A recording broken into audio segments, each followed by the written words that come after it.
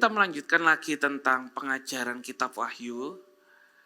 Kalau ngomong tentang pengajaran kitab Wahyu ini adalah awal di mana saya bertobat.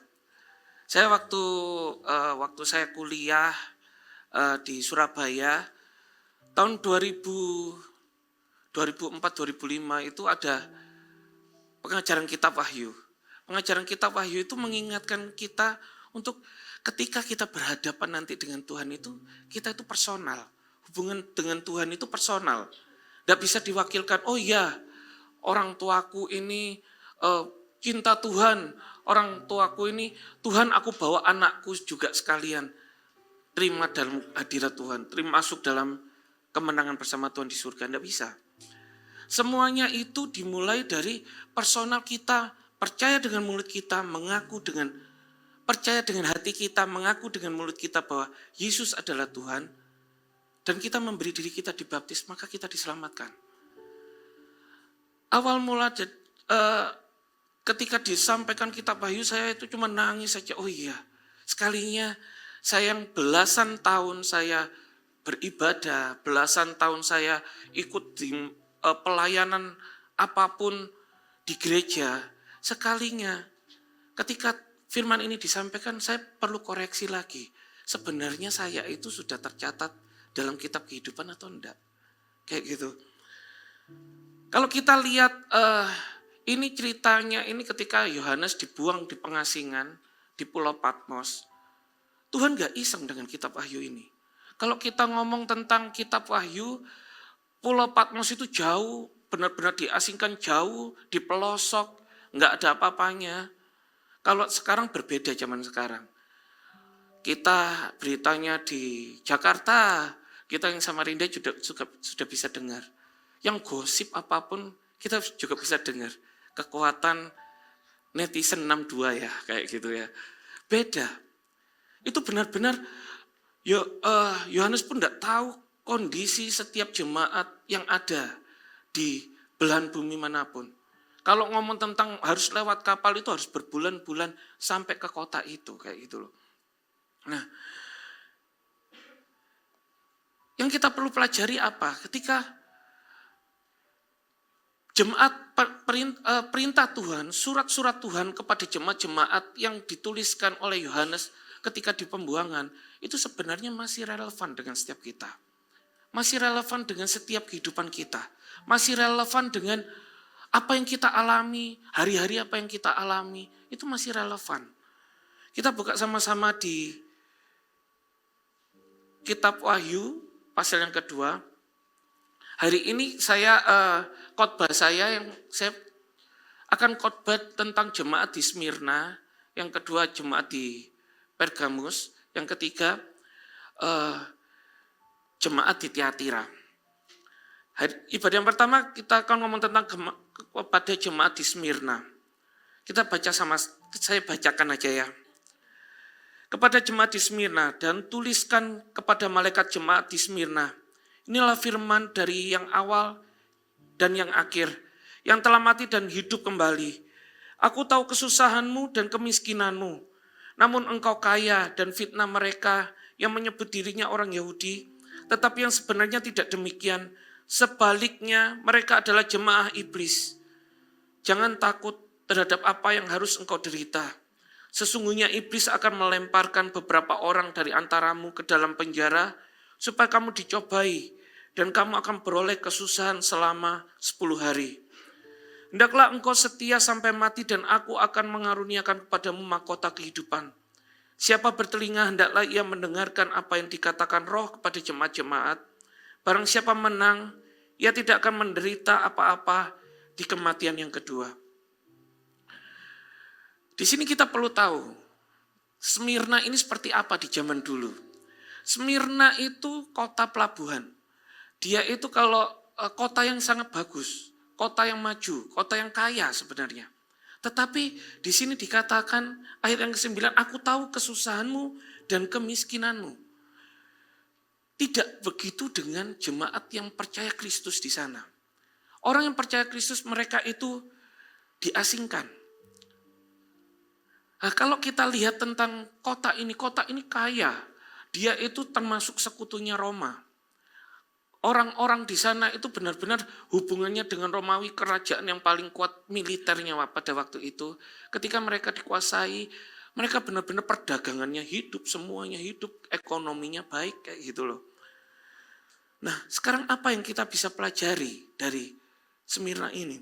Di ayat yang ke-9 dikatakan, aku tahu kesusahanmu dan kemiskinanmu, namun engkau kaya.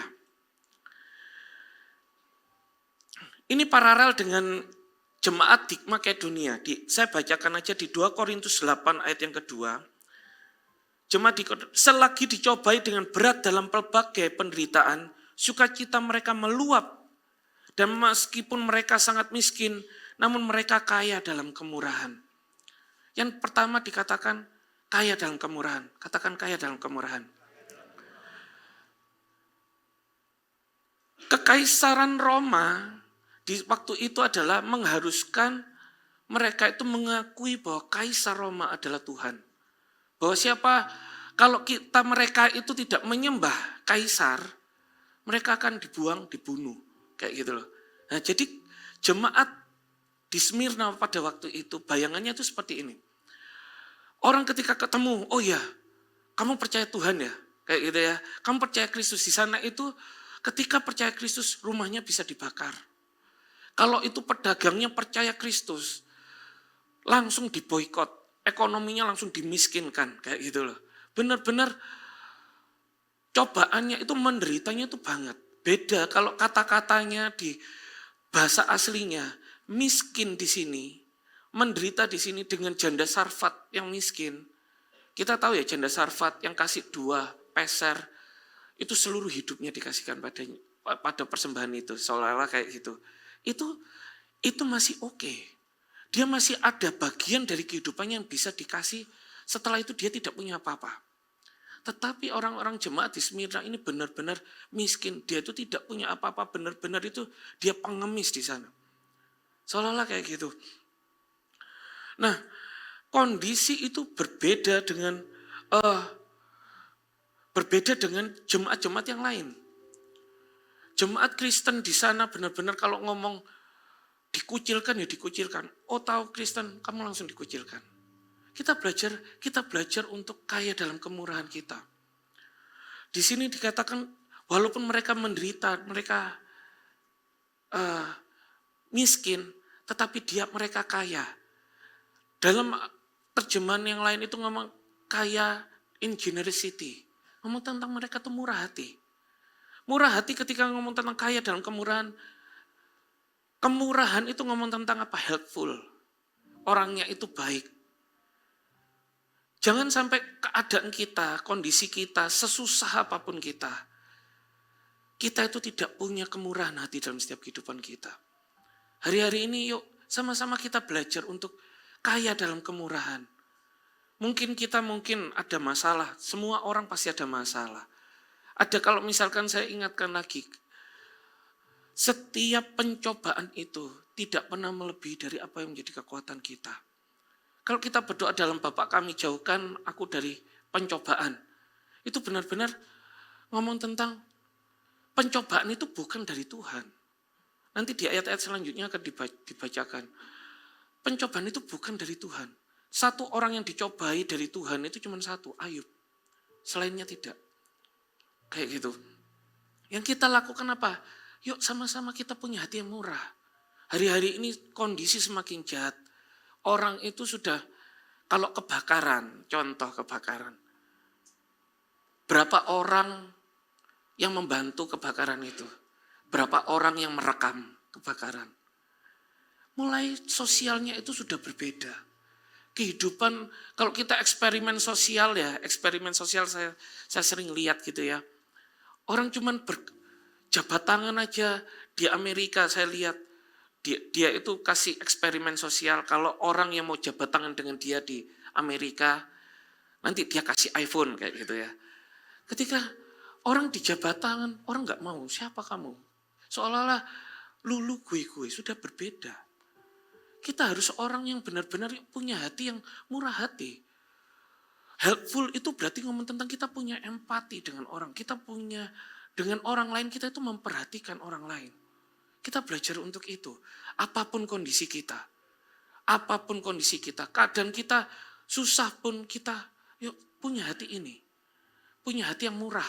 Punya hati yang benar-benar itu kita bisa membantu orang lain. Kerinduannya itu apa? Lebih dari, kalau ngomong tentang kerjaan lah ya. Ngomong tentang kerjaan. Lebih dari segala sesuatunya. Lebih dari segala sesuatunya. Lebih dari ngomong uangnya yang didapat. Kita lebih apa? Punya hati yang helpful. Punya hati yang kind. Kita bangun itu. Supaya kita itu di tengah kondisi zaman sekarang ini, kita tetap punya hati yang mencerminkan Kristus. Mereka boleh merasakan Kristus. Tuhan Yesus berapa kali ketika Tuhan Yesus itu lewat, ada orang yang teriak-teriak, Tuhan, Tuhan anak Daud, sembuhkan aku. Tuhan anak Daud, sampai akhirnya dia datang, dia sembuhkan. Karena iba, hatinya itu punya kasih sayang. Itu yang kita harus cerminkan. Gimana Kristen kalau kita tidak punya ngomong tentang hilang garamnya kita? Gimana Kristen kita ngomong tentang kalau kita sudah hilang terangnya kita? Kita tidak bisa dirasakan asinnya, gak bisa dirasakan panasnya lagi. Buat apa kita jadi Kristen? Amin. Punya kaya dalam kemurahan. Jemaat di Smyrna, posisi minus gimana? Dia tetap kaya dalam kemurahan. Dia punya hati untuk helpful orang. Punya hati yang baik dengan orang lain. Amin. Terus dikatakan di sini, dan fitnah mereka yang menyebut dirinya orang Yahudi, tetapi sebenarnya tidak demikian. Sebaliknya mereka adalah jemaah iblis. Di sini saya, poin yang kedua yang mau saya bagikan adalah kita bukan orang fasik. Katakan kita bukan orang fasik. Orang Yahudi kalau dikatakan di sini itu disamakan, Tuhan ngomong ke Yohanes ngomong tentang jemaah iblis. Kita percayalah, jemaat di sini, orang Samarinda kalau tahu benar-benar gereja setan kayak apa, mereka tidak akan masuk kok sebenarnya. Gereja setan itu ngeri.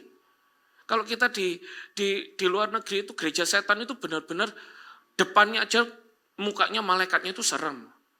Itu orang gila aja kalau misalkan, mukanya serem tapi aku mau masuk kayak gitu loh. Tapi benar-benar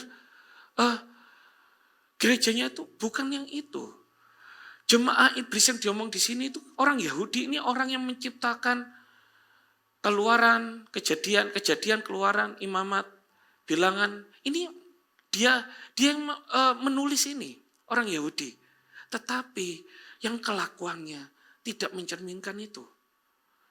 Orang fasik itu beda dengan orang kafir. Orang kafir itu ngomong tentang orang yang benar-benar tidak percaya Tuhan. Orang yang aku gak percaya Tuhan Yesus. Itu orang kafir. Tetapi kalau ngomong tentang orang fasik, aku percaya Tuhan. Tetapi kelakuanku, aku jadi batu sandungan buat orang lain. Hari ini ngomong tentang orang Yahudi ini, ngomong tentang kita di zaman modern ini. Jangan pernah kita itu jadi orang fasik, tahu firman Tuhan, tapi kita jadi batu sandungan buat orang lain. Gimana kita mau memperlihatkan Tuhan dalam hidup kita kalau kita masih hidup dalam dosa? Kayak gitu. Kita ngomong tentang, minggu pagi misalkan, kita ibadah. Tetapi kita bisa, ketika kita bekerja Senin sampai Sabtu, kayak gitu, kita lupa bahwa kita jubahnya Kristen, kita lepas jubah kita tipu uang orang kayak gitu. Terus bisa juga pulang dari gereja nggak perlu lama-lama lah. Kita berdoa, sembah Tuhan, memuji Tuhan dengan mulut kita. Habis itu sampai turun daripada gereja terus dia rokokan kayak gitu. Rokokan boleh enggak? Dilema ini ya. Ada enggak di Alkitab kayak gitu? Tetapi di Alkitab yang saya tahu, persembahkan tubuhmu sebagai persembahan yang hidup dan berkenan kepada Allah. Ketika kita ngomong tentang rokokan ngomong tentang rokokan itu sama sebenarnya dengan menjaga makan sebenarnya. Ngomong tentang rokokan itu sama dengan kita itu ngomong tentang menjaga hidup kita. Ngomong tentang Kristen, ngomong tentang aku mau melayani Tuhan seumur hidupku, tetapi enggak jaga kondisi. Akhirnya ketika sudah lebih berumur, penyakit di mana-mana sudah tidak bisa melayani Tuhan lagi. Loh, katanya mau melayani Tuhan sampai akhir. Jaga hidup kita, jaga kesehatan kita.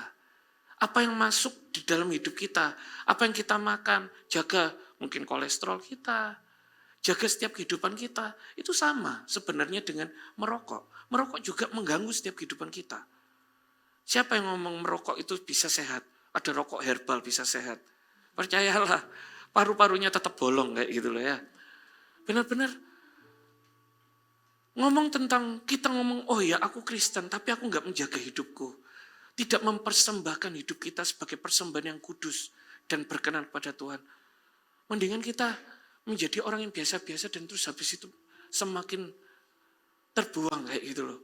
Harusnya kita ketika menjadi Kristen, yuk sama-sama. Kita ini menunjukkan, oh iya orang Kristen itu sehat ya.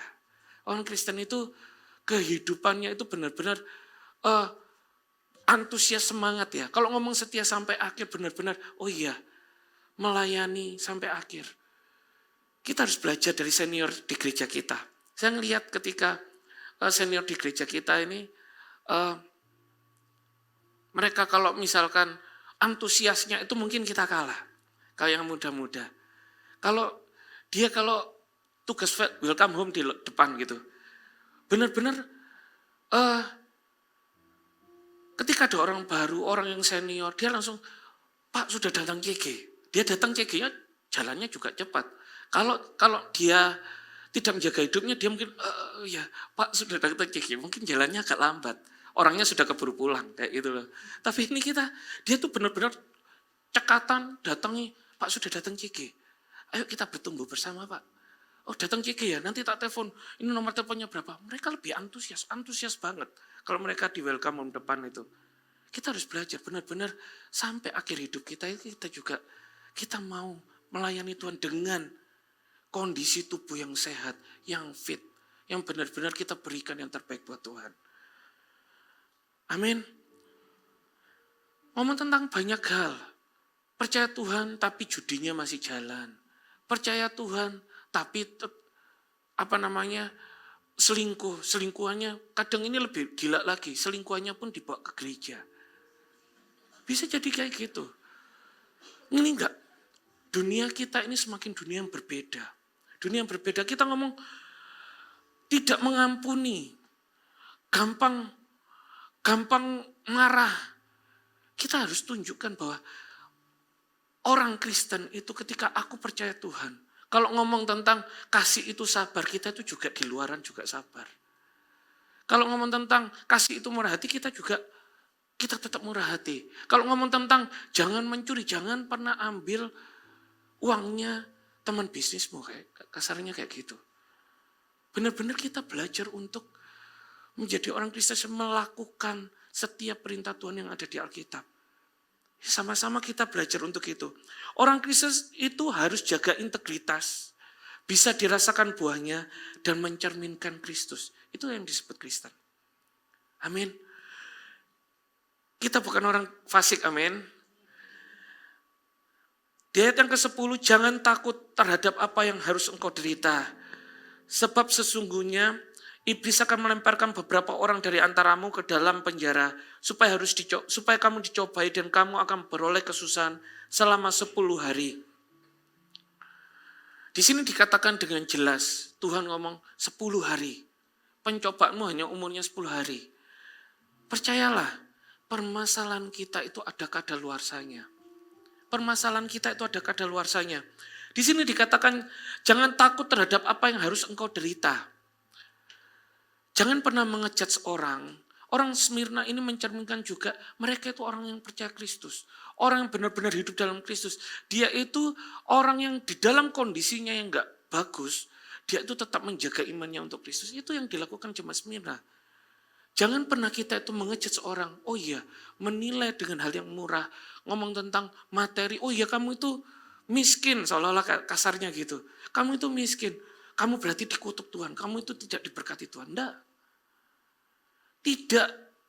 Itu tidak menjadi tolok ukur kita itu dikutuk atau enggak. Dan kita pastikan itu apa? Ketika kamu berdosa, pasti hidupmu itu dikutuk Tuhan. Dikutuk Tuhan itu bukan berarti kita itu miskin, enggak. Tuhan itu memberi hujan pada semua orang. Bisa bayangin ya, kalau misalkan kita jalan terus habis itu, orang Kristen semuanya yang dikasih hujan, habis itu orang lain tidak dikasih hujan, kita yang selalu pergi keluar bawa payung. Kayak gitu. Beda, semuanya dikasih hujan, sama. Orang kafir pun, orang fasik pun, orang yang percaya Tuhan pun semua dikasih hujan, sama, rata. Yang membedakan apa? Percayalah, kutuk itu, Ko Philip itu pernah bilang, kutuk itu sifatnya itu menjalar dan menurun. Kutuk itu sifatnya menjalar dan menurun. Kalau itu ngomong tentang kutuk menjalar itu ngomong tentang gini. Kamu tahu orang itu salah. Kamu tidak ngomong orang itu tentang kesalahannya. Darahnya akan tertumpah padamu. Kutuk itu akan menjalar kepada kita. Itu ngomong tentang menjalar. Kutuk itu ngomong menurun. Kutuk itu ngomong tentang kalau kamu melakukan dosa, kalau kamu setia, selingkuh tiada akhir, misalkan kayak gitu ya. Sampai anak cucumu itu juga akan mengalami itu. Sama ini kita serius tentang ini. Ngomong tentang apa yang kita alami, kita makanya yuk. Kita kalau ngomong tentang kutuk, itu jangan sampai itu diwariskan ke anak cucu kita. Tapi kalau misalkan kita di posisi yang, aku sudah percaya Tuhan, terus gimana? Itu bisa dipatahkan. Kalau kita percaya Tuhan itu bisa dipatahkan. Amin. Nah, tapi saya ngomong tentang ini. Penderitaan itu bukan hanya ngomong sekedar kalau misalkan kita tentang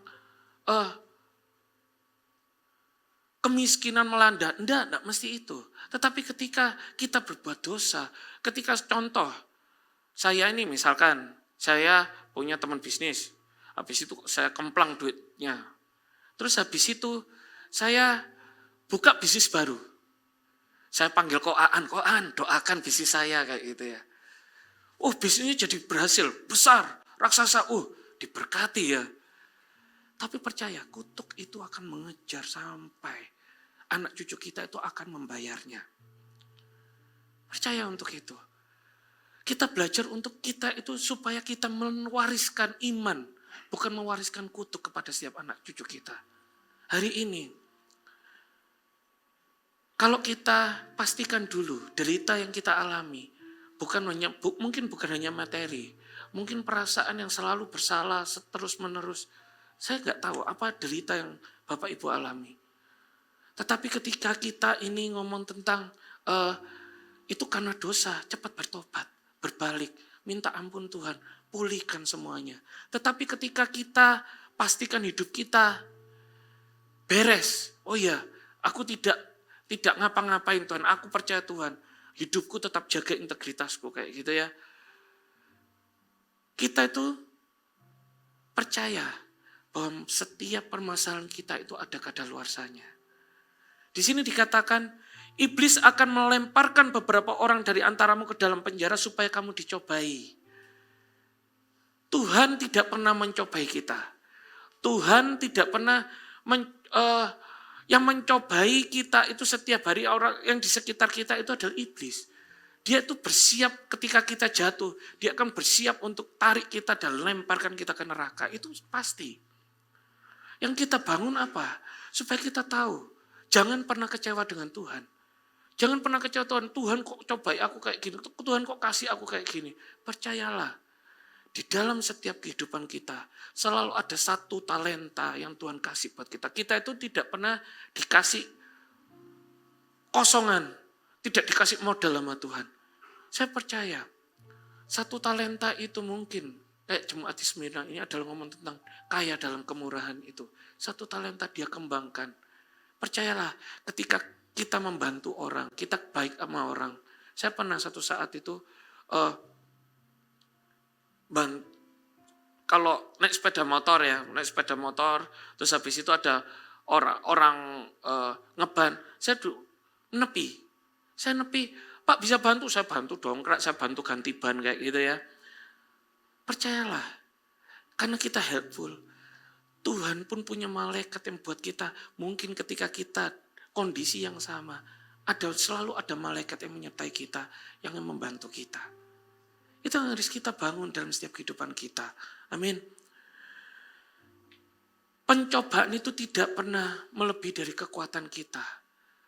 Percayalah, setiap kita ketika kita menjalani hidup ini, ketika kamu derita, percaya, selalu taruh.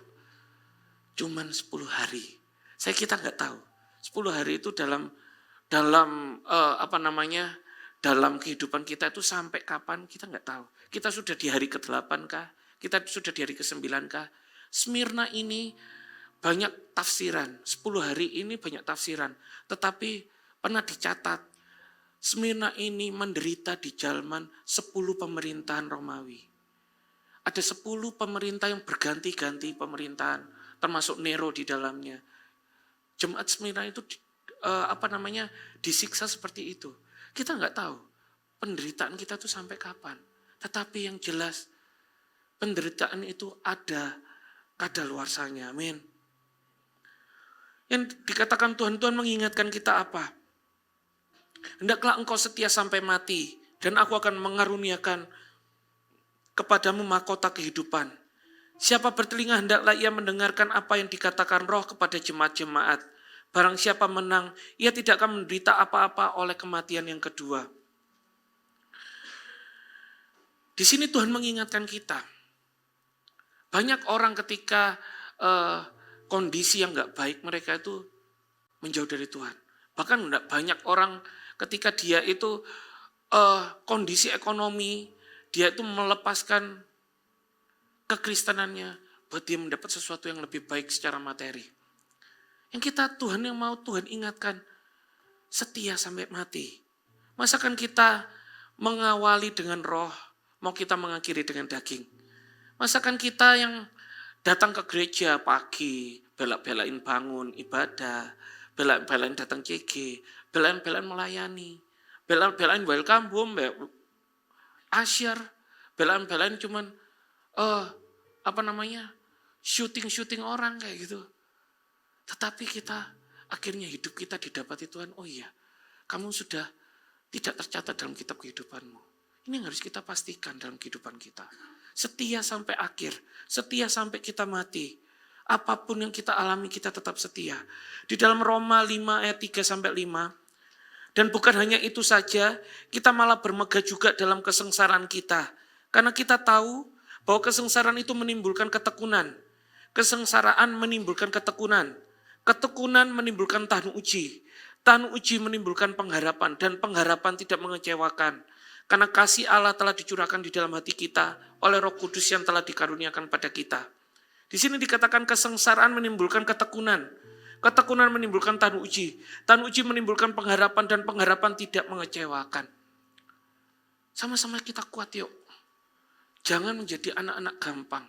Kita ngomong tentang Kristen, kita bisa jatuh bisa. Tetapi yang kita lakukan cepat balik. Saya pun pernah mau jatuh itu juga sering berkali-kali. Saya pernah cerita kalau misal waktu itu pelayanan ke Bontang, pelayanan serius ini ya. Kita pelayanan ke Bontang kan nggak main-main juga. Kita benar-benar, oh iya, aku mau melayani jemaat Bontang kayak gitu ya. Sampai di tengah jalan saya yang nyupir mobilnya Koaan, habis itu ada genangan orang sepeda motor kesiram gitu loh. Kesiram terus habis itu dia balap mobilnya Koaan tendang rodanya. Langsung saya kejar, saya buka jendela. Oh iya, ada Koaan, lupa. Akhirnya saya balikin lagi jendelanya, saya tutup lagi. Kadang itu kita bisa jatuh itu bisa. Ketika detik saya buka jendela saya, hari itu saya sudah hati saya sudah mau ngamuk kayak gitu. Hati saya sudah penuh amarah. Habis itu masih lanjut lagi. Masih ingat kok ada Koan di sebelah. Sampai akhirnya saya gini, ya sorry saya gitu. Harusnya ya sorry Pak, maaf Pak kayak gitu ya. Tapi ini natural manusia itu kecenderungannya itu bisa berbuat dosa. Kecenderungannya itu kita itu bisa berbuat untuk memuaskan kedagingan kita itu bisa. Tidak ada yang kebal dengan dosa. Jangan pernah ngomong, oh ketika sudah diangkat tinggi, oh ya jadi pemimpin, kita kebal dosa. Enggak. Tidak ada yang kebal dosa. Kita melayani sekuat tenaga kita dari pagi sampai sore, besok pagi sampai sore lagi, pagi sampai sore lagi. Kita tekanan darah tinggi gampang marah, jadi kayak gitu. Kita benar-benar tidak semua orang kebal dengan dosa. Hari ini kita pastikan, yuk kita sama-sama kita pikul salib kita. Pikul salib kita itu gampang enggak? Ya enggak gampang, enggak enak. Kita pikul salib kita. Sampai kita itu jadi tekun, konsisten dalam setiap kehidupan kita. Tekun lagi, konsisten lagi, ingat Tuhan lagi. Kita menjadi orang yang tahan uji. Dan kita tetap berpengharapan dalam Kristus. Amin. Hari-hari ini, di sini dikatakan, PAW boleh mempersiapkan diri. Smyrna ini ngomong tentang apa? Smyrna ini ngomong tentang kehidupan kita. Apapun yang kita alami, apapun yang kita belajar dari Smyrna ini, yang pertama kita ngomong kaya dalam kemurahan kita, untuk menjagai kita, untuk tetap punya hati yang seperti Kristus, walaupun dalam kondisi kita yang tidak baik. Kita belajar untuk apa? Kita tidak menjadi orang fasik. Kita itu menjadi batu sandungan buat orang lain. Itu akan dipertanggungjawabkan buat setiap kita. Gara-gara melihat tingkah lakumu, saya belajar. Bisa bayangkan enggak? Oh, Irwin khotbah di depan, habis itu sekalinya ketemu di tempat lain, pukul-pukulan sama orang, kelahi sama orang. Orang itu akan sama aja dengan, mendingan aku gak usah ke gereja. Semakin pelayanan itu menjaga kita untuk kita kekang kita itu semakin kuat. Itu pelayanan. Tetapi kita tetap tidak kebal dalam dosa. Kita yang belajar kita itu untuk apa? Kita ini belajar untuk menetapkan langkah kita. Aku ini orang Kristen. Aku bukan orang fasik. Orang yang percaya Tuhan tapi kelakuanku menjadi batu sandungan buat orang lain. Amin. Kita belajar kalau kita dalam masalah, semua ada kadaluarsanya. Hari ini seberapa orang yang tempat ini, oh iya aku ini nyesek banget. Aku ini seolah-olah mungkin himpitan aku, saya nggak tahu. Banyak orang. Orang sekarang, kondisi sekarang itu depresi itu macam-macam. Yang kita tahu apa? Yang kita tahu kalau kita salah meluapkan hati kita, salah tidak berpikir, salah untuk salah memandang Tuhan itu maunya gimana, percayalah kita itu akan terus digocoh di dalam hal yang sama, area yang sama. Menang di area itu. Dan kita tahu bahwa permasalahan kita itu ada kadaluarsanya. Amin. Anak kita, saya punya anak kita itu nggak mungkin di kelas 1 SD terus. Nanti ada kelas 2 SD, 3 SD. Selalu tambah, selalu bertambah. Dan masalahnya sudah jauh beda. Kalau yang kemarin ngomong tentang zamannya dulu apa masalahnya, zamannya sekarang apa, jauh berbeda. Tapi itu semua ada kadaluarsanya. Yang Tuhan rindukan, yuk kita sama-sama kita setia sampai mati. Setia sampai akhir. Sampai kita dapatkan semua mahkota kehidupan kita. Amin.